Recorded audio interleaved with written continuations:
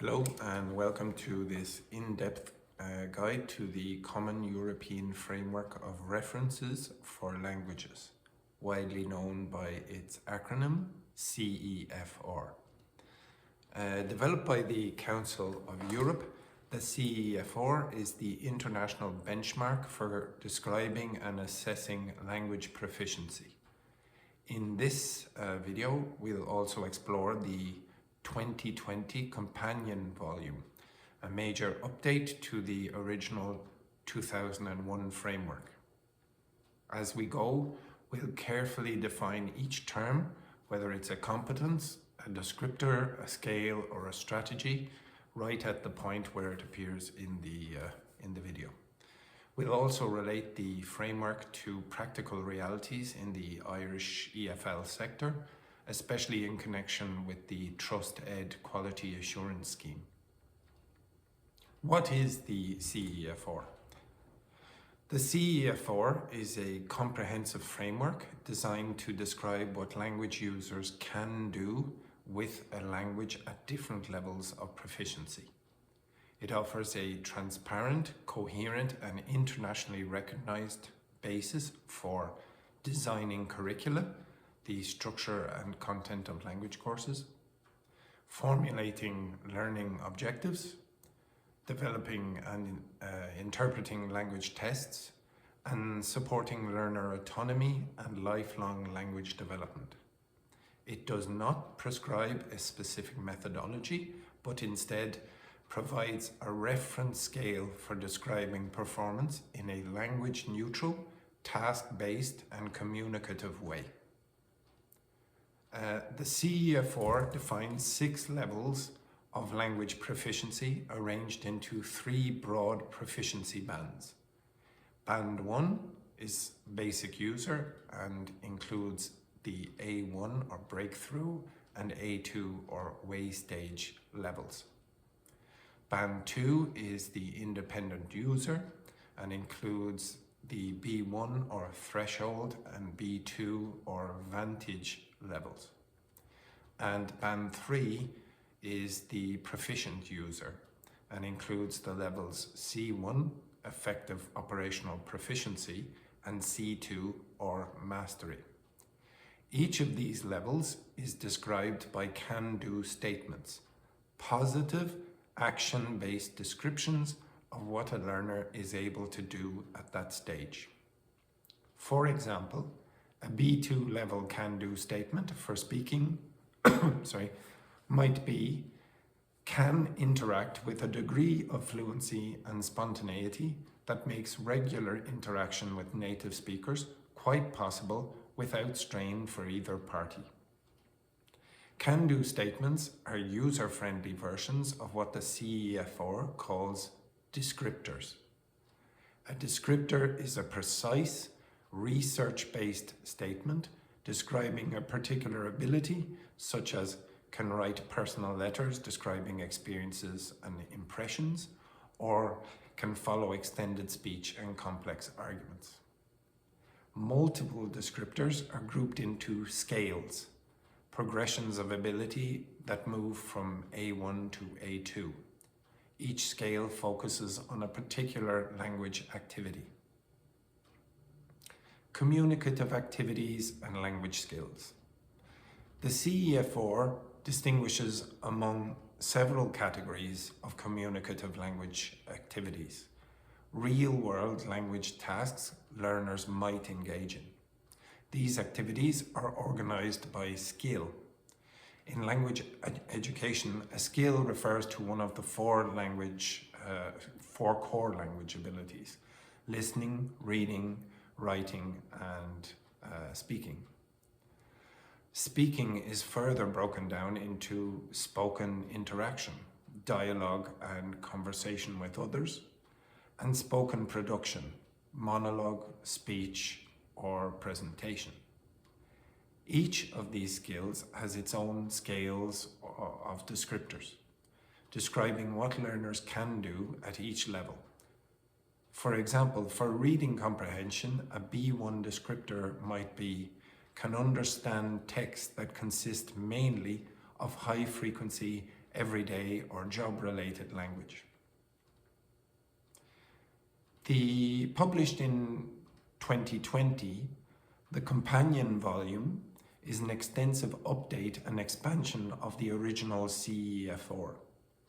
It builds on classroom feedback and current linguistic realities. Major additions include mediation. Mediation refers to the ability to help others understand information, concepts, or viewpoints, particularly when communication barriers exist, such as linguistic, cultural, or knowledge gaps. There are 3 types of mediation: mediating a text, reformulating or summarizing a text to make it accessible to someone else; mediating concepts, so explaining ideas clearly, often in group settings, such as in education or meetings; and mediating communication, facilitating understanding between people, often in multilingual contexts. Each mediation activity has its own scales and can do descriptors, emphasizing not what a person knows, but what they can do to support others' understanding. The CEFR now also includes online interaction, a critical component in modern communication. Descriptors are provided for tasks such as participating in chats or fora, writing emails or messages, managing miscommunication online, for example, clarifying emojis or turn-taking delays. And this reflects the increasing importance of digital literacy in language use. The companion volume introduces plurilingual and pluricultural competence, a concept that acknowledges that speakers often draw on multiple languages in their communication.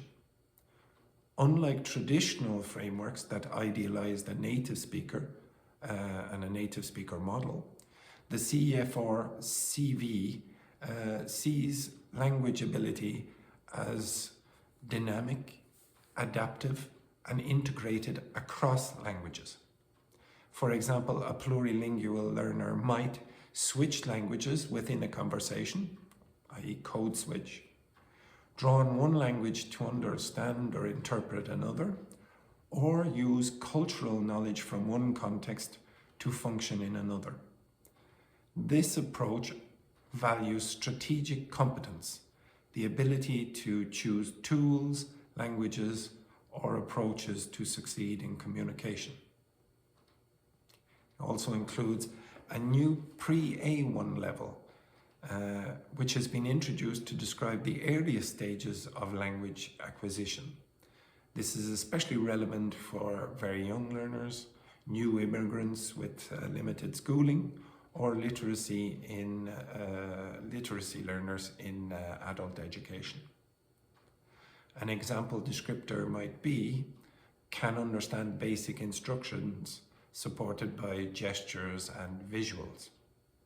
And for the first time, the CEFR CV includes descriptors for signed languages, acknowledging that communication competence includes visual gestural modalities. A competence is the underlying knowledge, skill, or disposition that enables performance in the communicative task. The CEFR outlines 2 categories. 1, general competences. These include declarative knowledge, facts such as cultural knowledge or vocabulary, skills and know-how, practical abilities like using a dictionary or navigating a website, existential competence, personal traits like motivation or confidence, ability to learn, metacognitive skills for planning, monitoring, and evaluating learning. And 2, communicative language competences. These refer specifically to language-related knowledge and skills. linguistic competence, grammatical accuracy, vocabulary range, pronunciation, spelling. Sociolinguistic competence, awareness of register, how formal or informal the language is, politeness and social norms. And pragmatic competence, ability to organize discourse coherently and express communicative intentions effectively. All competences work together to support strategic language use, the ability to plan, adjust and compensate in communication. Assessment and descriptors for productive language. The CEFR doesn't prescribe how to test, but it provides tools for criteria-based transparent assessment. And these include descriptors for range, for example, how broad and flexible the vocabulary is, accuracy, grammatical correctness, fluency, smoothness and speed of delivery, coherence, logical structure, and interaction, turn-taking, responsiveness, clarification strategies. Teachers use these descriptors to develop rubrics, conduct self-assessment, or provide formative feedback during lessons. While the CEFR is globally dominant, other systems exist. So the ACTFL, the American Council on the Teaching of Foreign Languages, is used in the US with levels such as novice, intermediate, advanced. The CLB, I should say, the Canadian Language Benchmark, is used for immigration and workplace assessment in Canada. The Association of Language Testers in Europe, the ALTE, is influential in test development, especially for Cambridge exams. And IELTS, TOEFL, Pearson are tests, not frameworks, but they align their scores to CEFR levels. So the CEFR remains the most comprehensive, transparent and research-based reference in use. Despite its strengths, the CEFR has been criticized for overgeneralization, assuming that all skills progress equally, which may not reflect reality. For example, someone may be C1 in reading, but only B1 in writing. Cultural bias.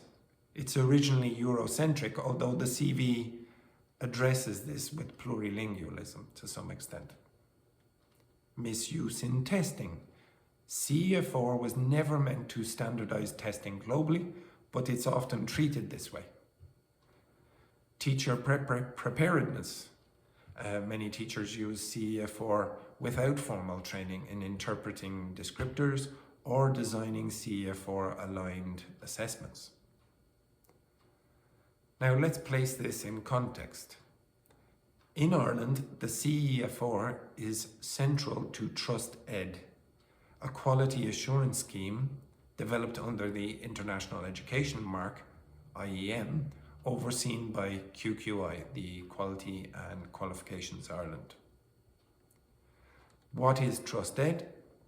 TrustEd is a standard for recognizing legitimate high-quality education providers for international students. For EFL schools, it requires transparent course design and assessment, use of internationally accepted standards, a commitment to learner welfare and academic excellence. So what's CEFR's role in TrustEd? Well, all accredited language schools must use the CEFR as the basis for course structure, level placement, and learner progression. It must provide syllabuses with can-do statements for each course level, use CEFR scales and descriptors for placement testing and level assessment, and document learner outcomes in CEFR terms. Teachers must be trained to interpret descriptors, give formative feedback, and help learners develop self-assessment skills using the CEFR grid. So in conclusion, the CEFR and its 2020 companion volume, the CV, offer a powerful, flexible and inclusive framework for describing language use. With its emphasis on action, communication and real-world tasks, it moves far beyond memorizing grammar rules. In the Irish context, particularly under Trusted accreditation, it ensures that learners experience a clear, transparent and internationally recognised language learning journey. It's not merely a scale, it's a tool to empower learners, teachers and institutions alike. I think that more or less completes all I have to say on the CEFR, and if you have any questions, of course you can ask me in the comments below, or if you work in Castle Forbes, you can come directly to me. Thank you very much.